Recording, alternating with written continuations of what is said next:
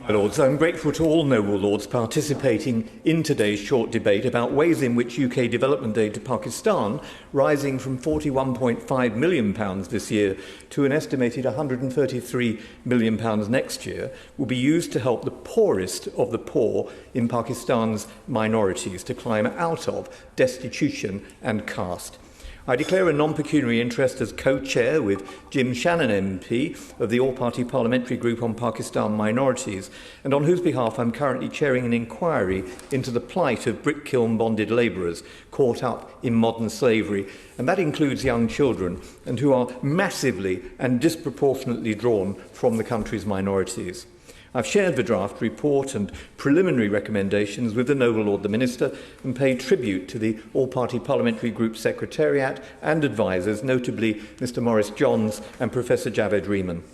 Before saying more about the horrific evidence which we have taken in the current inquiry, my Lords, let me briefly refer to other questions and recommendations which I've sent to the Minister and to which my noble friends will refer to later.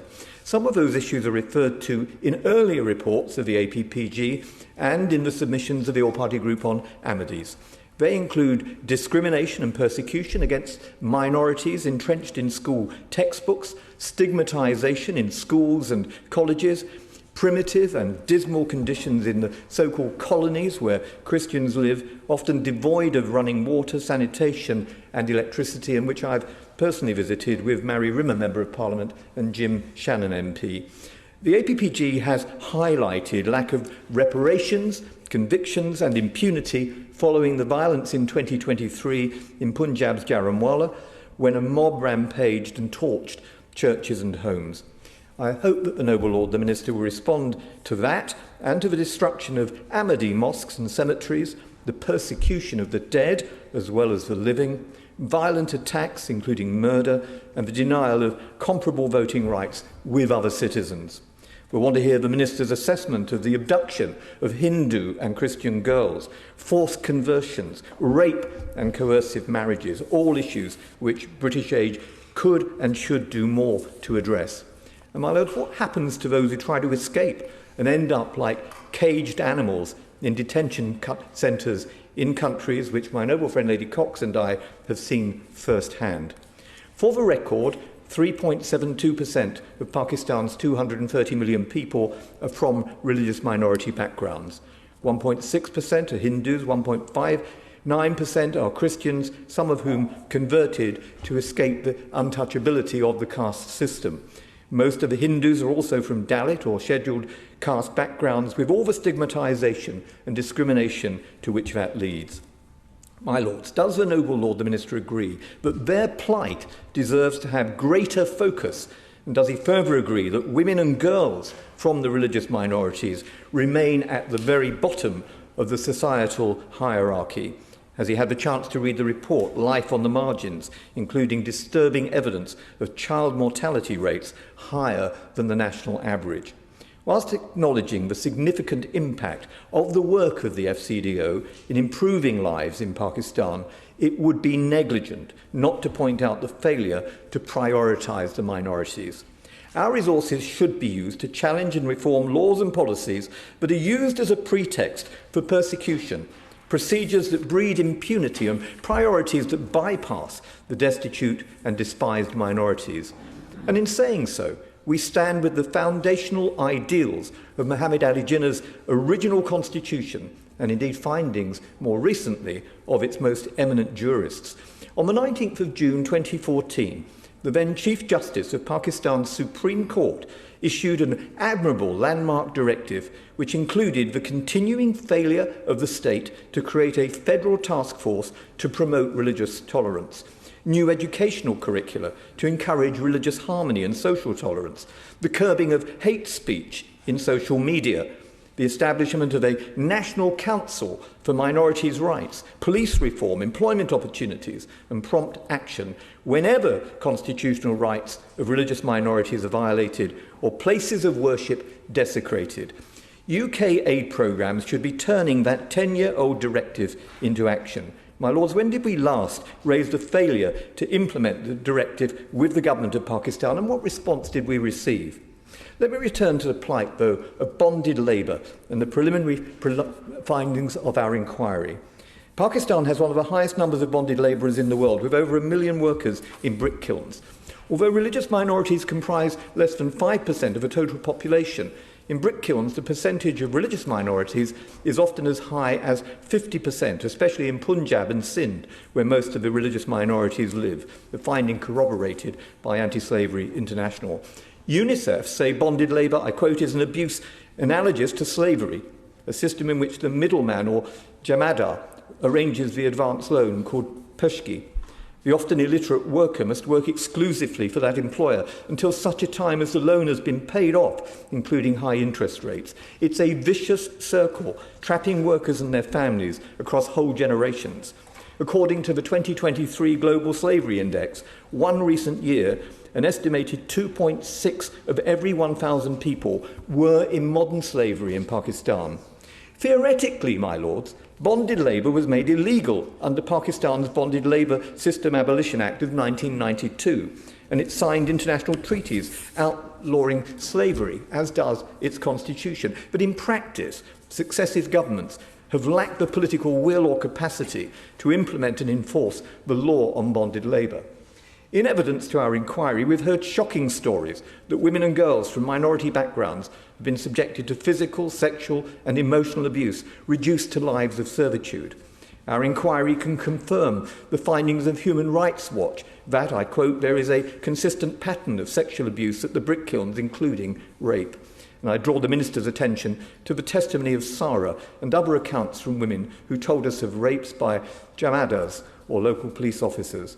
They described women and girls being sold into marriage or prostitution. We heard of enslaved children to whom the debts have been passed down from generation to generation.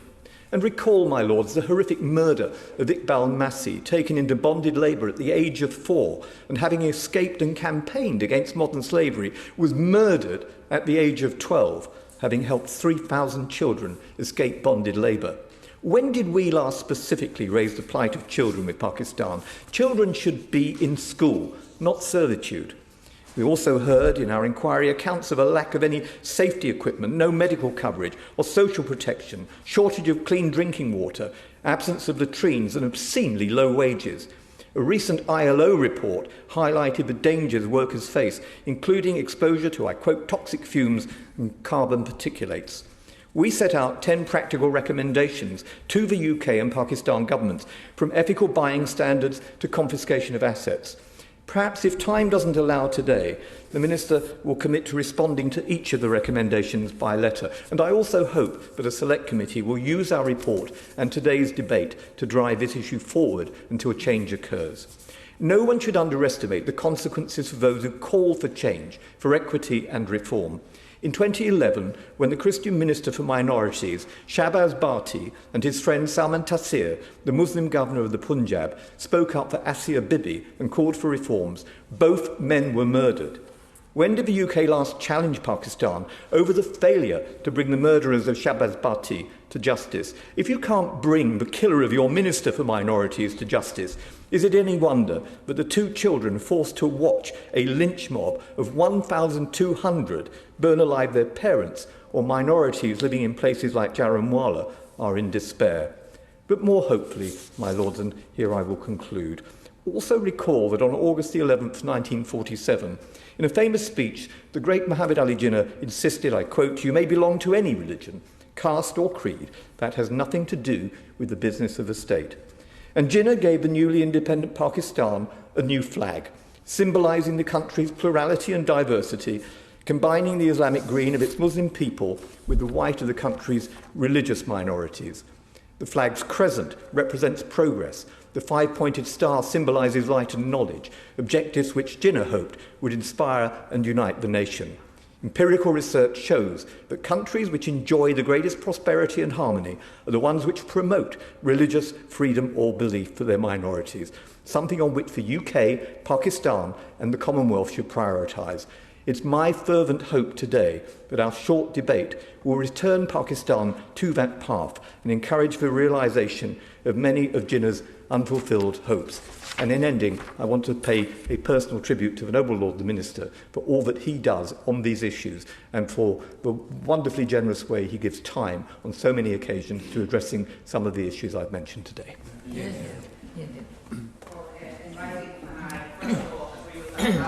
In terms of the Minister, for the short time that I've been in this House, I know that he spends a lot of time dealing with these issues and has a passion for them as we do. So I want to thank the Minister for that. And it is, of course, a huge pleasure and privilege to follow the Noble Lord, Lord Alton, and to thank him for bringing this important question for a short debate, which concentrates our focus this afternoon on how UK aid could be used to support minorities better in Pakistan. And at the outset, it is, of course, important to say how much I welcome the increase in overseas development aid to Pakistan, and I think that provides our government with an opportunity to do more in the space in terms of supporting minorities in a practical and meaningful way.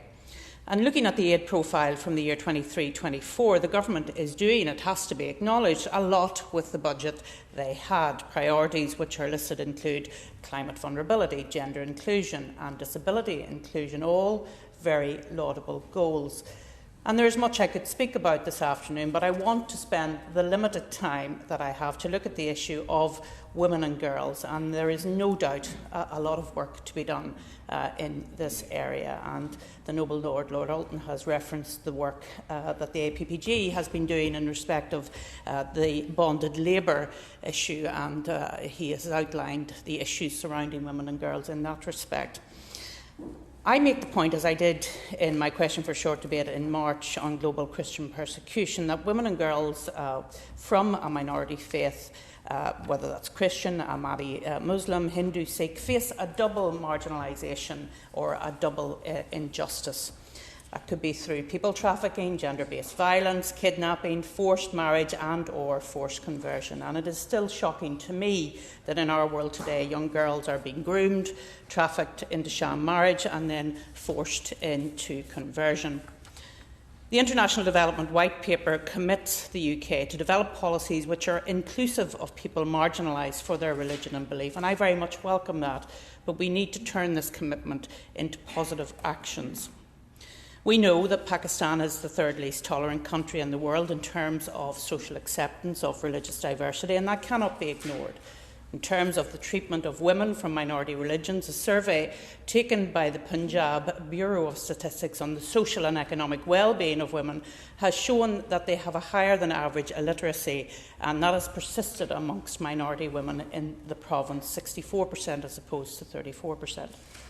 The minority community members get into a cycle of illiteracy, unemployment, poverty, early and often forced marriages, and that can only be broken by getting good education, academic or technical, for children, especially for girls.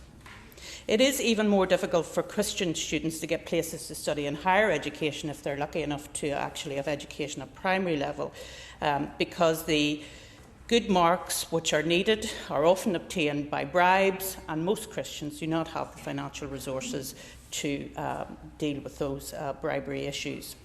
Recently, the Punjab government has allocated 2% seats in universities for minority students. Of course, that is to be welcomed, but that is only one province, and the other provinces have no plans for helping students for minority communities in this way. There are, of course, good missionary schools and colleges which could offer quality education for minority girls, and UK aid could be used to get education for minority girls in those schools, and in doing so lift their families out of poverty. It would be great to hear from the Minister if there are any plans to ring-fence a percentage of aid for minorities in Pakistan and to use it for education and practical training for girls. That is in line with the government's goals, and indeed the existing minority schools could be utilised for this purpose. But of course, education only works if the girls are free, and it is estimated that at least 1,000 girls belonging to Christian and Hindu faiths are abducted and forcibly married and converted each year. In some cases, such forced conversions are used as a smokescreen for other serious crimes such as human trafficking, forced prostitution and child abuse. As the mother of a daughter, whose birthday it is today actually, I cannot imagine the pain that this causes to the child and the family of the child, and yet it appears that very little help is available. It would be a very positive sign of global leadership in this area if we could use the UK aid programmes as a tool to spread education amongst minority girls so that they are aware of their rights, but also importantly train police officers and judiciary members on the laws pertaining to this issue and how to treat such cases. The Minister will be aware that the Punjab Police has set up a Maziak Centre in police stations in areas with a large percentage of Christians, but it is important that these centres are staffed by trained individuals. Likewise, in education, it would be important to train teachers in religious tolerance and to promote a positive image of coexistence. So in closing, my Lords, I commend the tireless work of the Noble Lord Alton and the APPG on Pakistan minorities.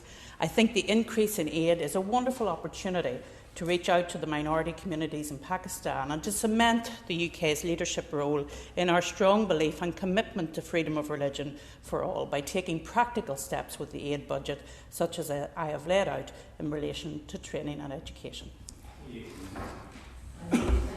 My noble friend Lord Alton on initiating this debate on a subject of such current concern which is not widely reported and where the suffering of the people requires an appropriate and timely response.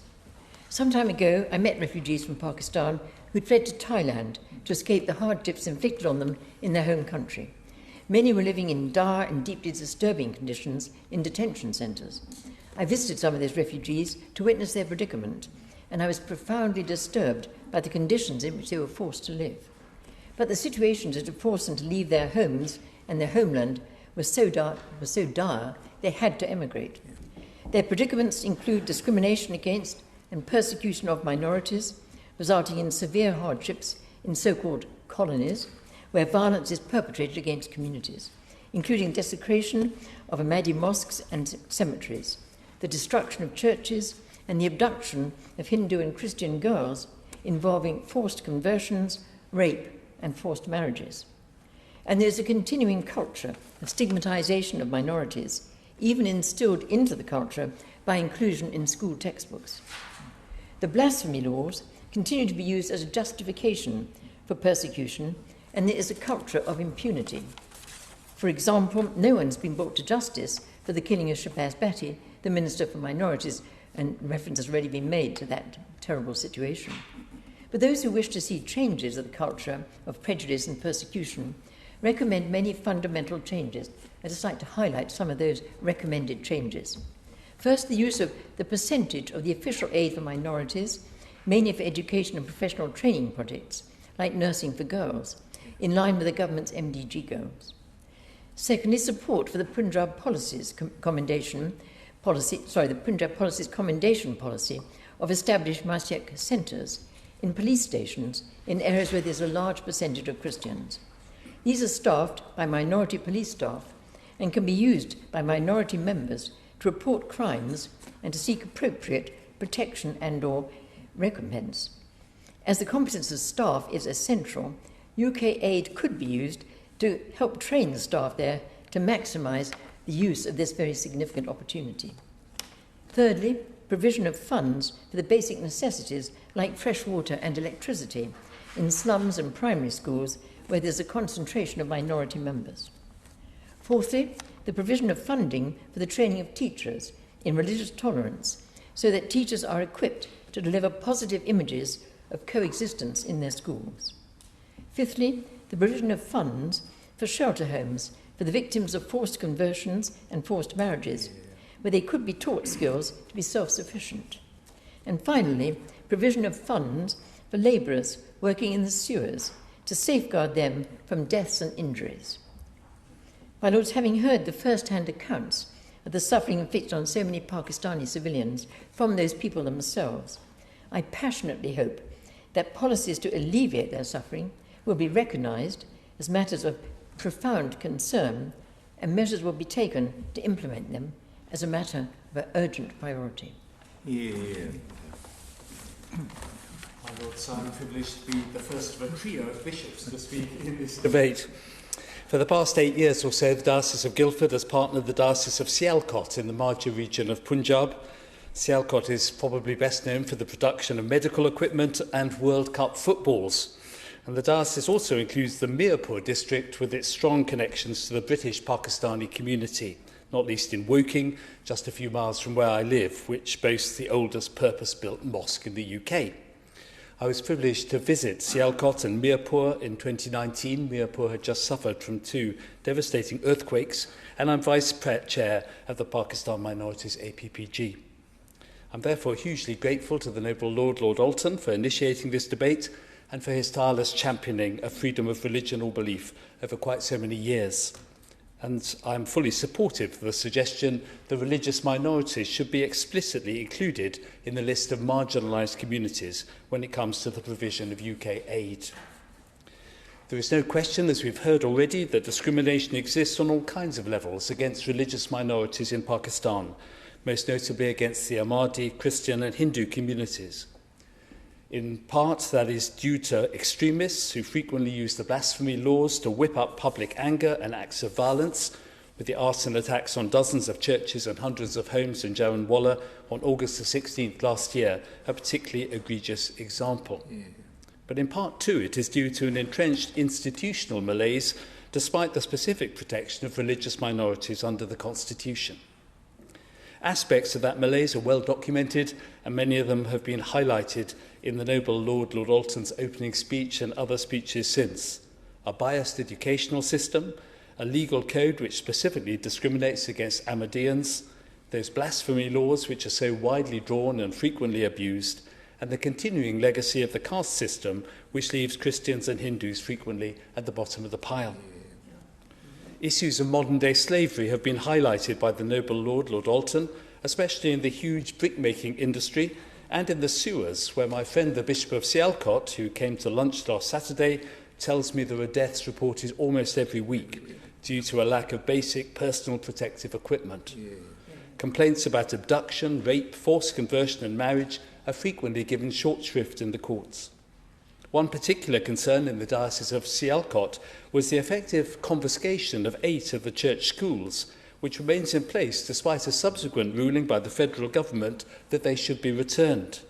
A particular tragedy both for the Christian community and for wider society, given that so many of the key Muslim leaders across many aspects of Pakistani life have benefited in the past from a church school education, often giving them a wider, more tolerant perspective on those who adhere to faiths other than their own.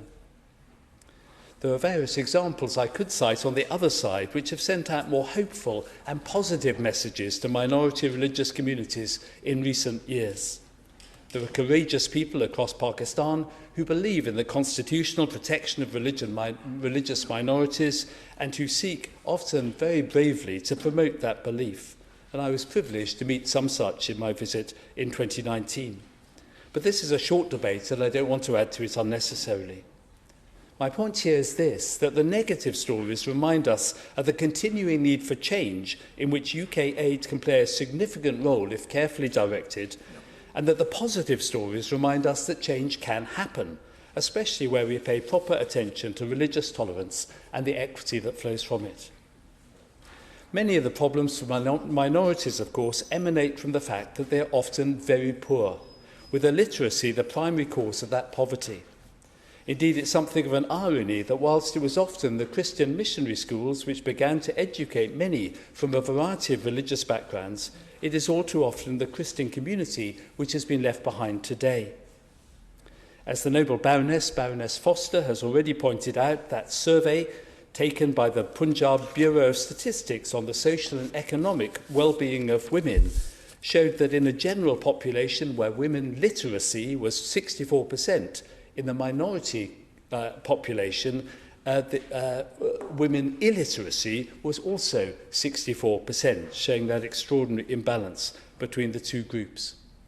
From those statistical foundations flow unemployment, poverty, early marriages, poor health outcomes, in a cycle which can only be broken by renewed efforts to improve the educational opportunities for children, especially girls, from minority communities, an ambition which the UK government could help to advance through carefully targeted aid to the educational institutes that promote it. In conclusion, I would like to suggest the following. First, that UK aid includes religious minorities in the list of marginalised communities within Pakistan.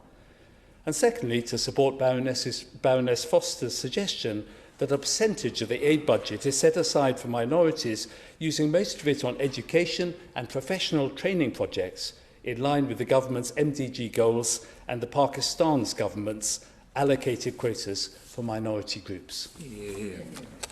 My Lords, I would like to see UK aid supporting Pakistan almost entirely sharply focused on identifying and supporting minority communities, of which, of course, there are a number of very different kinds: religious, the Ahmadi, who suffer viciously, and Hindu and Christian minorities. And a very high percentage of those most suffering amongst the minority groups are Dalits, and I want to speak mainly about the Dalits, who suffer disproportionately in every area of life because of the terrible stigma of untouchability. According to the 2017 census figures for minorities, the number of registered scheduled castes in Pakistan is 849,614, but according to researchers and Dalit activists, the number is more likely to be in the millions. First of all, they have no representation in political life. All 10 reserved seats for non-Muslims and political parties are occupied by dominant caste Hindus and Christians. The National Assembly has never had a Dalit woman parliamentarian. Despite the fact that 33% of all women have seats in the National Parliament due to temporary special measures, few political parties nominated a Dalit woman for the reserved seats. This means that they have no voice to make their plight known. As the Noble Lord Alton has pointed out, minority communities suffer particularly in the areas of poverty, slavery and forced labour, and as I suggested, a very high percentage of those who suffer in these areas will be Dalits. Dalits are excluded from union representation, and they are very widespreadly employed amongst brick kiln and agricultural sectors. And as already been mentioned, Dalit children in particular are working in hazardous and slave-like conditions, and not least women.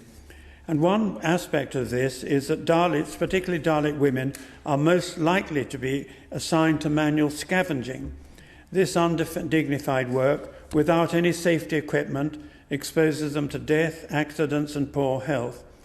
80% of sanitation work in Pakistan is carried out by minority communities, mostly Dalits, through hereditary schemes.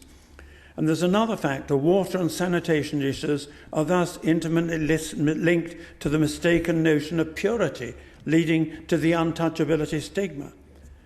Sanitation workers face a risk of fatality 10 times higher than workers in other sectors. And Christians, a minority in the country, are the largest community represented in the sanitation workforce. Forced marriages and conversions are widespread, as the Noble Baroness Foster has already emphasised, and I won't add further to that except to point out the figures that since 2017, no official data on forced marriages and conversions were produced, though estimates vary between 300,000 per year, with only 16.67% of victims above 18.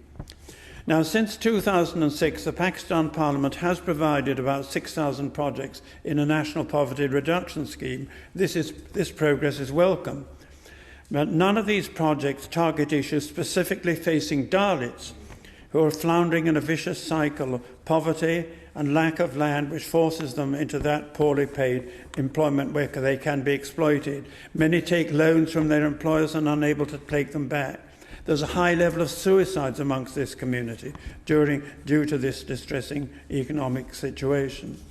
Nearly 74% of Pakistan's Dalits are illiterate, among which 90% are Dalit women, leaving no prospects for Dalit children, thus perpetuating the problem. At the heart of it all, it's reinforced by the education program itself. School textbooks portray Dalits as inferior, absolutely intolerable. I'd like, in addition to this, very briefly to mention one point already raised by the Noble Baroness Cart, one of the most distressing features of Pakistan, which is the law on blasphemy, which carries a sentence of death, and which can be used in village or family disputes to target perfectly innocent victims. Among them are Mariam Lal and Nawish Arouj, two Christian nurses recently charged with allegedly removing a sticker with Quranic verses from a hospital wall, but also unjustly imprisoned with the threat of death are Zafar Bhatti, Asif Pervez, Afat Mashi, Shagufa Kiran and Ishtiaq Masi, just to mention a few. So my plea to our government is that our aid should be directed almost entirely to these minority communities, and that real efforts should be made to identify these, and among them especially the Dalits. My Lords, I too am grateful to my noble friend Lord Alton for securing this debate, and I commend his tireless campaigning over the years for the UK to defend and support the minorities, the rights of minorities in Pakistan. My Lords, I want to focus on two very specific issues raised with me by members of the large Pakistani heritage community in Leicester. Firstly, the plight of Christians forced to work as gutter cleaners with no personal protective equipment. And then secondly, the need for a small, safe, legal route for persecuted minorities to come to the UK. My Lords, Christians, who are less than 2% of the overall population, account for more than 80% of the sewerage and street cleaning workforce in Pakistan, where the hazardous conditions and lack of workplace health and safety regulations and protective equipment causes untold preventable accidents, illnesses and deaths.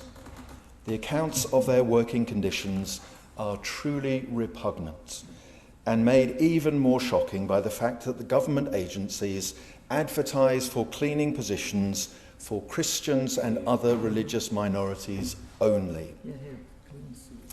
Safe and sustainable economic development and inclusion of minority groups go hand in hand, and the government's approach to development in Pakistan must recognise that.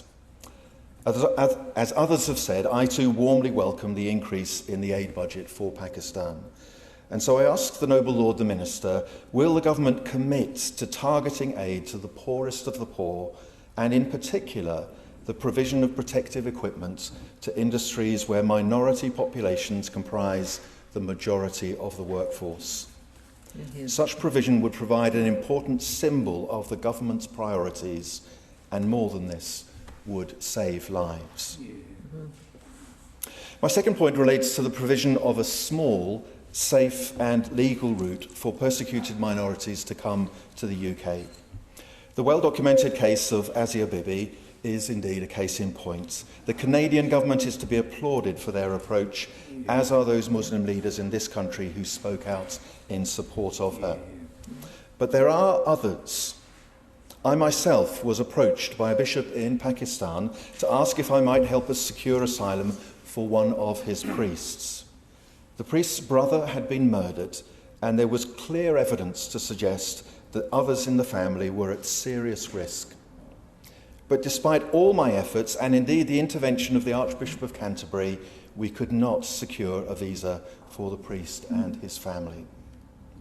So I would ask the Noble Lord the Minister if he would be willing to discuss with his colleagues in the Home Office the possibility of a small, and I mean small in the sense of 50 or so people, not the hundreds coming by other legal routes, so a small, safe and legal route for persecuted minorities in Pakistan to receive a welcome in this country. Given the history of this country's involvement in the region, I would dare to suggest we have a moral duty to offer such help. So two questions, which, if they can't be answered today, I dare to hope the Noble Lord might be willing to write to me. Firstly, on the use of our aid budgets. There are many possibilities for how this might be targeted, and I dare to suggest that helping the poorest of the poor must be a priority.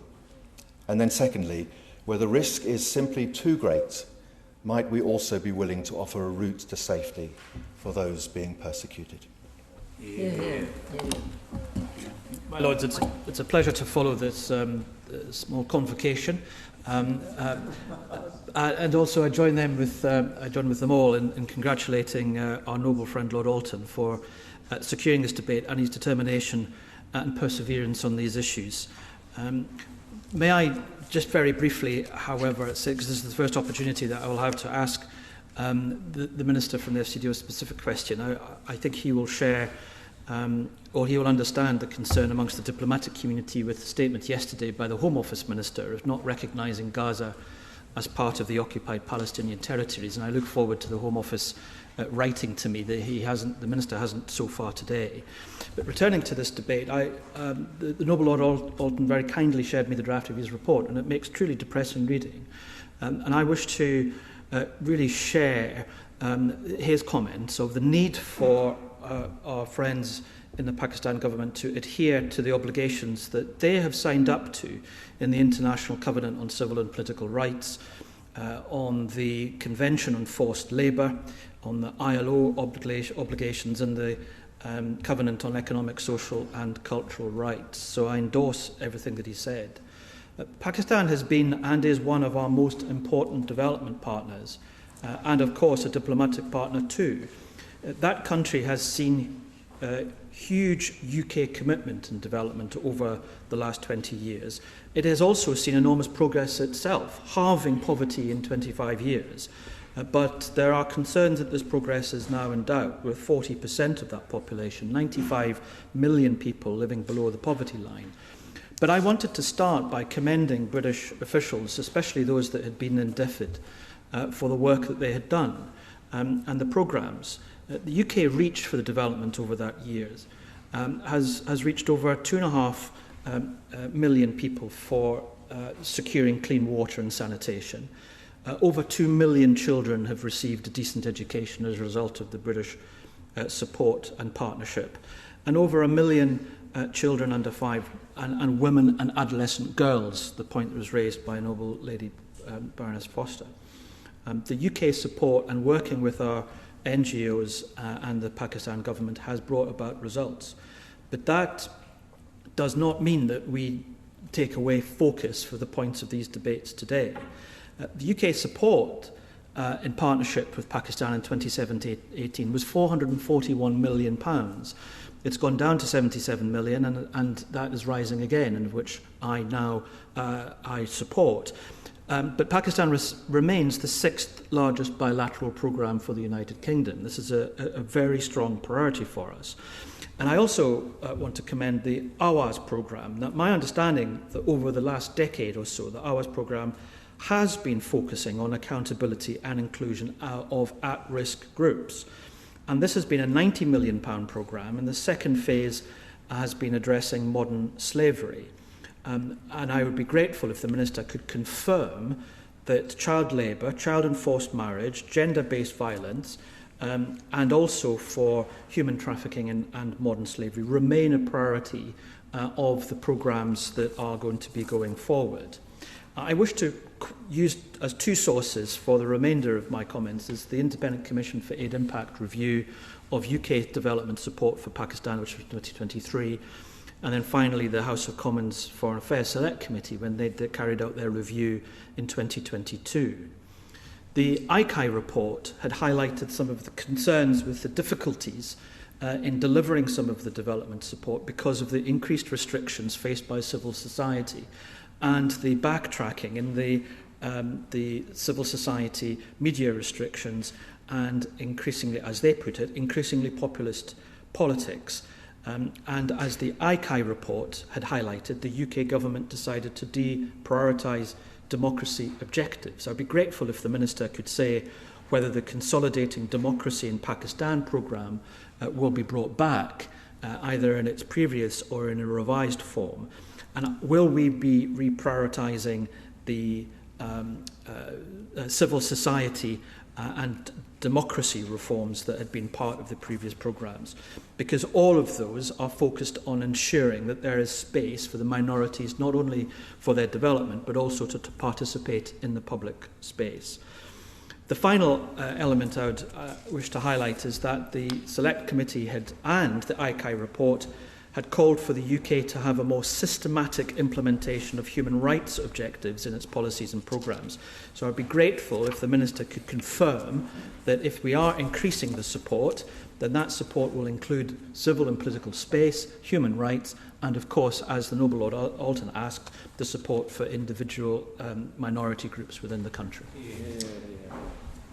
I would too like to thank Lord Alton for initiating this debate, and he's heard me many times say that violations of freedom of religion or belief do not happen in isolation.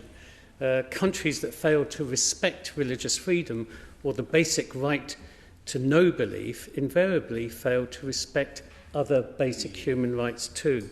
And so can I start with a specific question with regard to the Afghans we addressed in the urgent question repeat last Tuesday, who are at risk of being forcibly returned by the Pakistan government. Last week, the Noble Lord said that Pakistan hadn't made a formal announcement recommencing the removals, although they were talking to representatives of the Pakistani government, stressing the need to uphold international humanitarian commitments. Can I ask what the Department is doing to track developments and whether there are any further representations made since the urgent question on the 17th of April?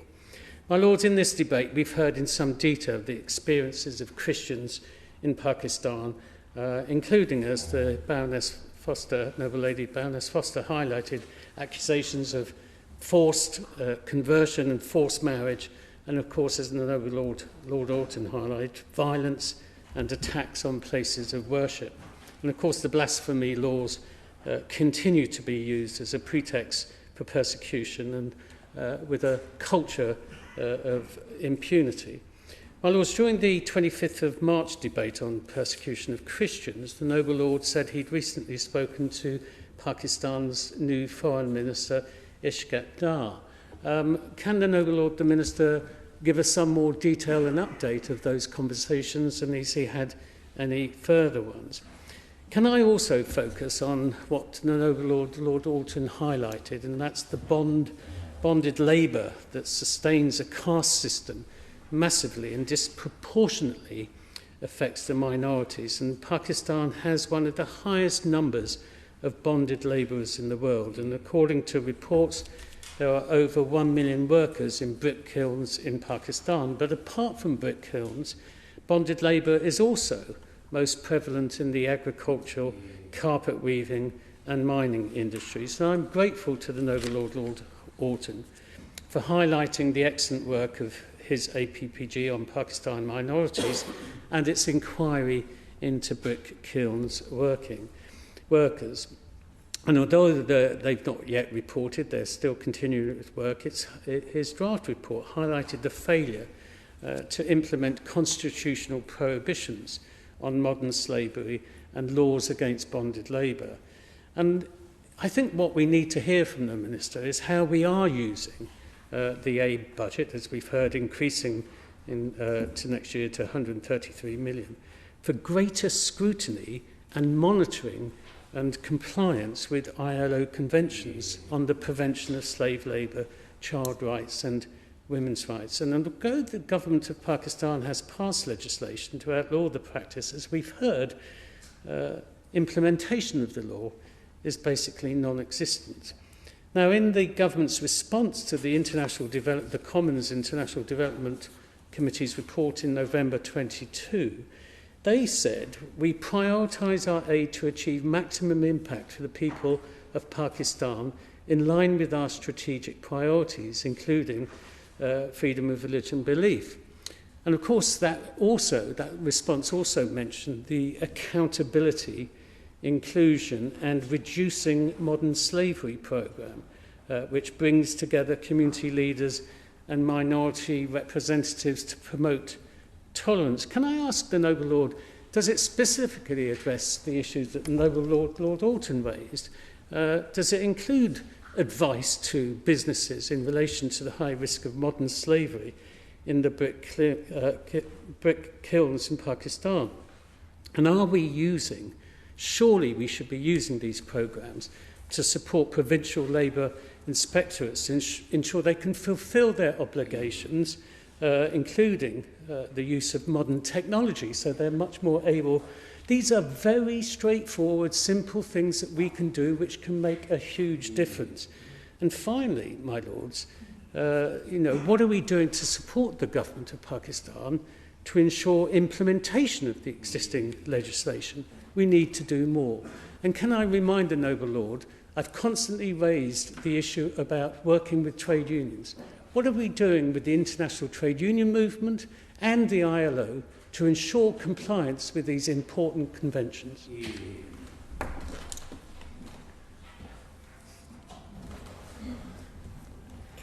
My Lords, I am extremely grateful to the noble Lord Alton for convening this debate, and thank you for his kind remarks at the conclusion of his remarks and that of my noble friend as well, in terms of my personal commitment and indeed professional commitment to this important agenda. I also thank my noble friend Baroness Foster for her kind comments as well. But whilst I accept this graciously, I also accept fully that the challenge that we have of freedom of religion or belief around the world is immense, and that's why I've been over the years delighted to support the work on Christian persecution and indeed the work that's being undertaken by my department in this respect has been recognised by many and has been transposed into their policies and programmes. That said, as we've heard from all noble lords during the course of this brief but important debate, the challenges remain immense. Let me begin by paying tribute to the strong advocacy of human rights in Pakistan, particularly for oppressed minorities through the various all-party groups. And I pay tribute particularly to Javed Rahman, who I work very closely, and I met him recently as well, albeit briefly and in a coincidental manner, but it was nevertheless recognising, and the work of Maurice Johns. He's amazing in terms of what he does, and I join with the tributes of the noble Lord Alton. But I also thank all noble lords for their contributions, and I can assure the noble Lord Purvis and the noble Lord Collins they raised a number of points on prioritisations, from the issues of bonded labour, which I'll come on to, prioritisation of modern slavery. Indeed, I was delighted, my right honourable friend, the former Prime Minister Theresa May, in the launch of her Global Commission on Modern Slavery, in playing a very active role in getting that commission set up. And I'm sure as the right honourable lady looks at key priorities of countries, I'm sure she'll be working constructively with Pakistan, a country she knows well. The Right Reverend Prelate, the Bishop of Leicester, amongst others, raised the importance of increasing aid. When you look at the stats, almost a third of Pakistan's population lives in poverty, and this has been exacerbated by the devastating floods in Pakistan in 2022, when 33 million people were directly impacted. I remember visiting Sindh directly and seeing that the most vulnerable and the most marginalised are the ones who suffered. And therefore I'm delighted, and I'll come on to explaining the programme of ours, which is looking specifically at some of the key minority priorities, is being expanded into Sindh as well. I also acknowledge from the outset the noble lady Baroness Cox. I was saying to the noble lady just before the start of the debate of the need, as the noble Lord Alton has done, to visit Pakistan, because I think it helps. It helps the British government in explaining some of our priorities, but it provides a valuable context of what some of these challenges are. Some of the communities that suffer, frankly, particularly the most who are economically, socially marginalised and indeed come from a minority faith, often just accept that what's being endured is the norm. And we need to ensure the investment in education is key, which I know my noble friend Baroness Foster pointed out specifically, and that's why I'm proud over the years of the commitment of successive governments to 12 years of quality education for girls. But we need to ensure empowerment and access as well. The noble lady also talked about the situation in Thailand. I am seized of that particular issue, but I agree with the noble lady that when you see what's happening there, it must have been pretty desperate for them to be in that particular situation. The noble Lord Alton, the noble Lord Collins, the Right Reverend Prelate, the Bishop of Guildford, referred to the issue of bonded labour in Pakistan. And I welcome this report because, again, it draws an important prioritisation on this issue. It is real, and we need to face up to it.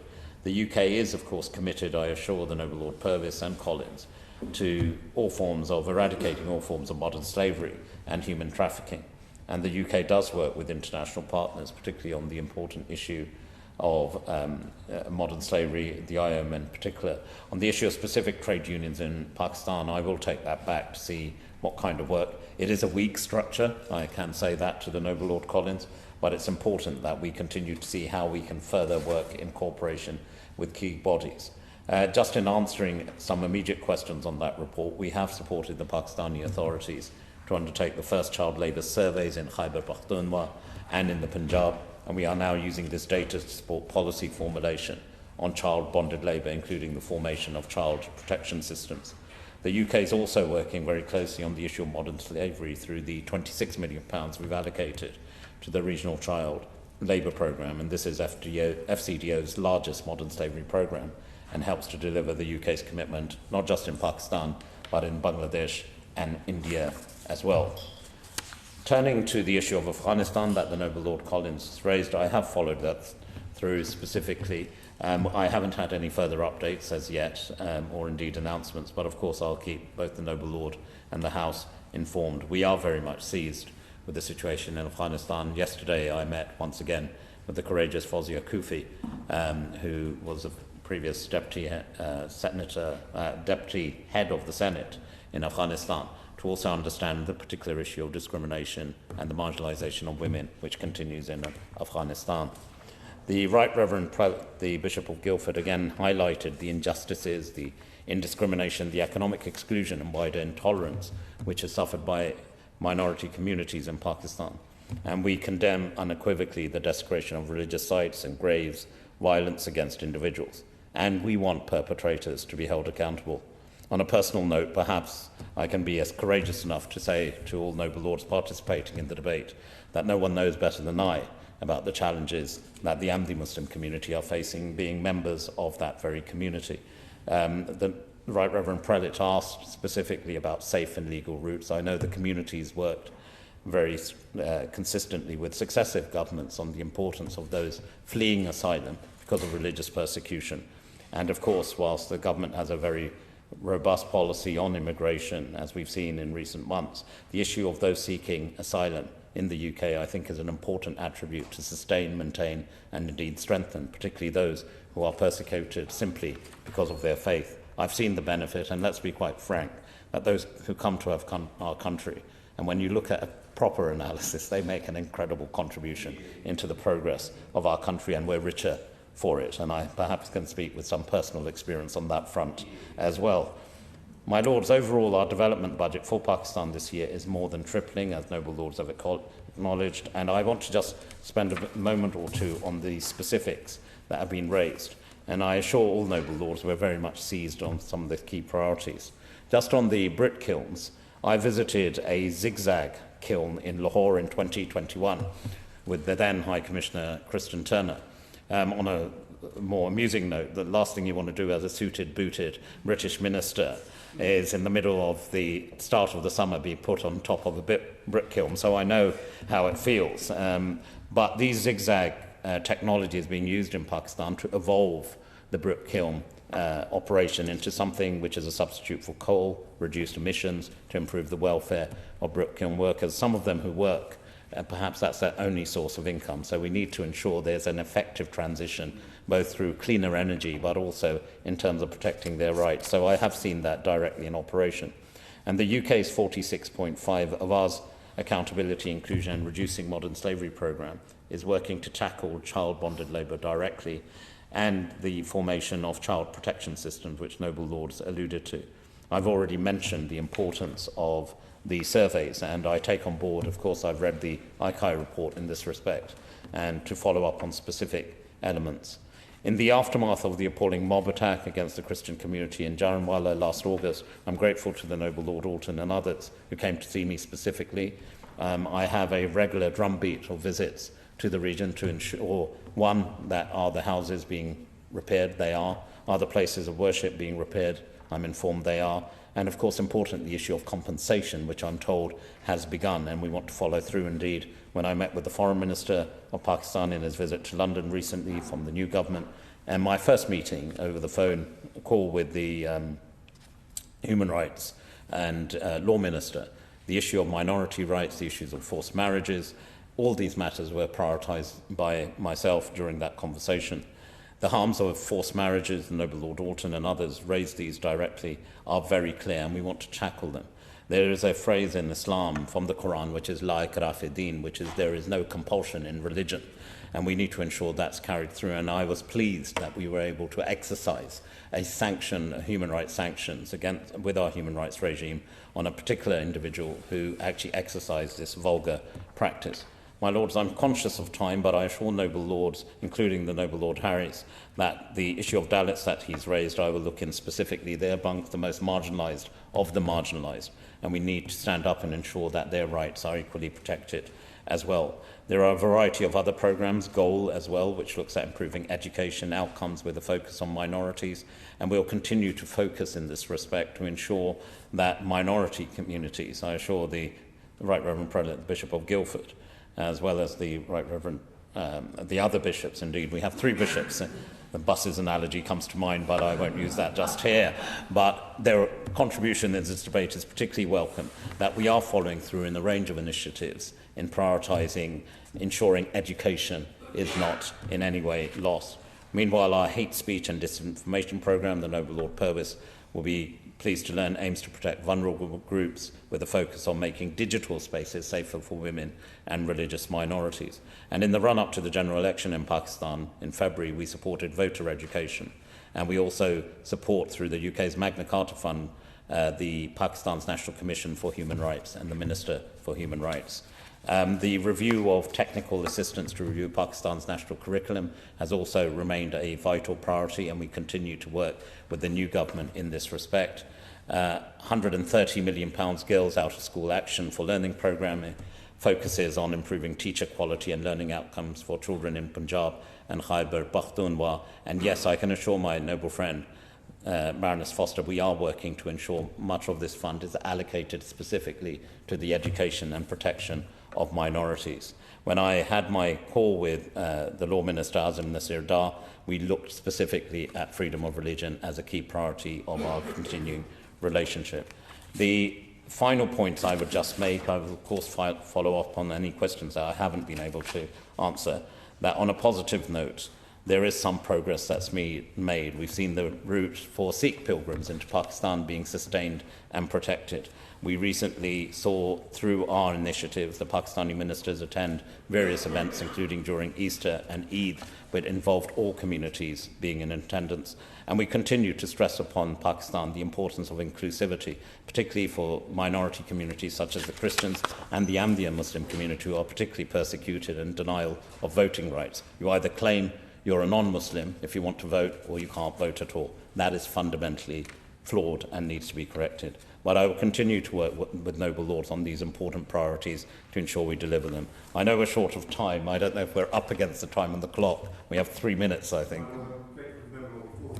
If I can just ask him about the brick kiln report and the draft recommendations, if he will commit to write to those who have taken part in today's proceedings, responding to the recommendations. Of course, I'll do so.